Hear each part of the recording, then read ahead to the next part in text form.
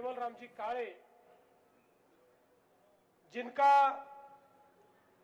आपके साथ दिल का रिश्ता है, पारिवारिक रिश्ता है, ऐसी हमारी छोटी बहन, हमारी माजी खासदार, और आपके आशीर्वाद से जो माजी नहीं रहेगी ये हम सभी को पक्का पता है, ऐसी नवनीत राणा, हमारे प्रवीण भाऊ पोटे, प्रभुदास जी भिलावेकर, सुमित्राताई कासदेकर, गोपाल जी चंदन, सुधीर जी रसे, सदाशिव खड़के, नैनाताई जोशी, रमेश जी मावस्कर, रेखाताई मावस्कर, हमारे धारणी के अध्यक्ष पद के उम्मीदवार श्री सुनील चौथमल जी, हमारे चिखलदरा के बहुत ही अनुभवी ऐसे नेता और नगराध्यक्ष पद के उम्मीदवार श्री राजेंद्र सोमवंशी जी, श्री विवेक नवलाखे, श्री दिनेश चौहान, श्री अलोकार, श्री तुषार खेरड़े, अल्लाद कलोती, मंचासीन, सभी महानुभाव और उपस्थित सभी बहनों और भाइयों, आज मुझे बहुत खुशी है कि महाराष्ट्र का प्रवेश द्वार कहलाने वाले इस धारणी में मैं फिर एक बार आप सभी के साथ उपस्थित हूं। मैं ये कहना चाहता हूं कि चुनाव 280 शहरों में चल रहे हैं। हर शहर में जाना संभव नहीं था, और जब मुझे ये पूछा कि अमरावती जिले में आपकी एक सभा हमको करनी है, तो ऐसा कोई स्थान बताइए जहां पूरे जिले के लोग हम साथ में लाना चाहते हैं। मैंने कहा अमरावती जिले में अगर एक सभा करनी है तो मैं धारणी में ही करूंगा, मैं धारणी में ही जाना चाहता हूं। जहां एक और धारणी हमारा प्रवेश द्वार है, वही धारणी के लोगों का प्यार भारतीय जनता पार्टी के ऊपर, हम सब पर इतना ज्यादा है कि हर समय आप लोग हम पर प्यार बरसाते हो, हर समय आप कमल छाप के बटन दबाते हो, हर समय आप हमारे चुनाव में हमको आशीर्वाद देते हो।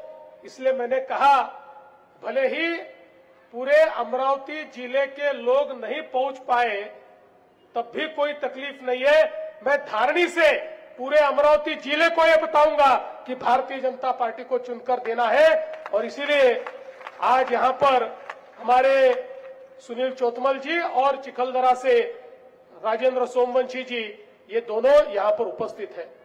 और मुझे बहुत खुशी है, ये दोनों उम्मीदवार, ये ऐसे उम्मीदवार हैं कि जिनको किस प्रकार से आगे काम करना है, किस प्रकार से विकास करना है, ये सारी चीजों की जानकारी इनको है। और निश्चित रूप से मैं आपको विश्वास दिलाने के लिए आया हूं कि इन दोनों के नेतृत्व में, चाहे वो धारणी शहर हो, चाहे चिखलदरा शहर हो, इसमें बहुत बड़ा परिवर्तन आपको देखने को मिलेगा।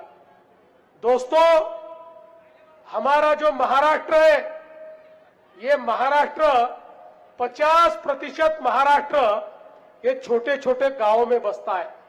महाराष्ट्र के 6-6.5 करोड़ लोग 40,000 गांवों में बसते हैं, लेकिन महाराष्ट्र के 6-6.5 करोड़ लोग केवल धारणी और चिखलदरा जैसे 400 शहरों में बसते हैं। 400 शहरों में 50% लोग रहते हैं।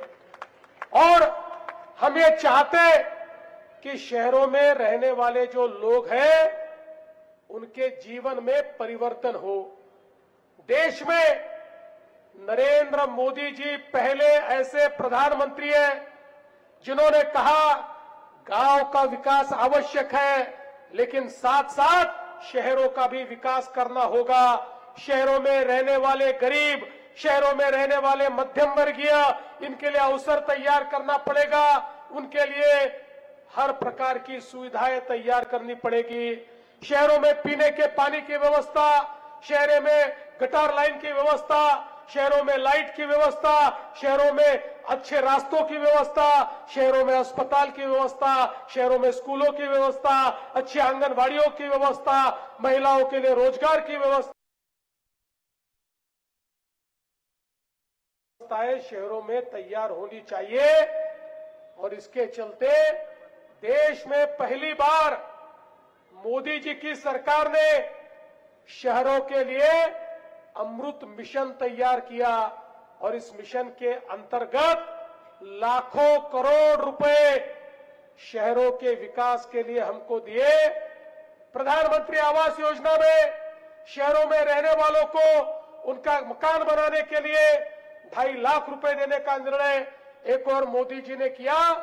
तो वहीं बड़े पैमाने पर पीने के पानी की सुविधा हो, आज चाहे धारणी की 52 करोड़ की योजना हो या चिखलदरा की 54 करोड़ की योजना हो, ये योजना राज्य सरकार ने, मोदी जी ने जो अमृत के पैसे दिए हैं उन पैसों में से ही इसको मान्यता दी है। और अभी अभी नवनीत ताई जो कह रही थी हर घर पानी हमको पहुंचाना है, ये हमारा सपना है।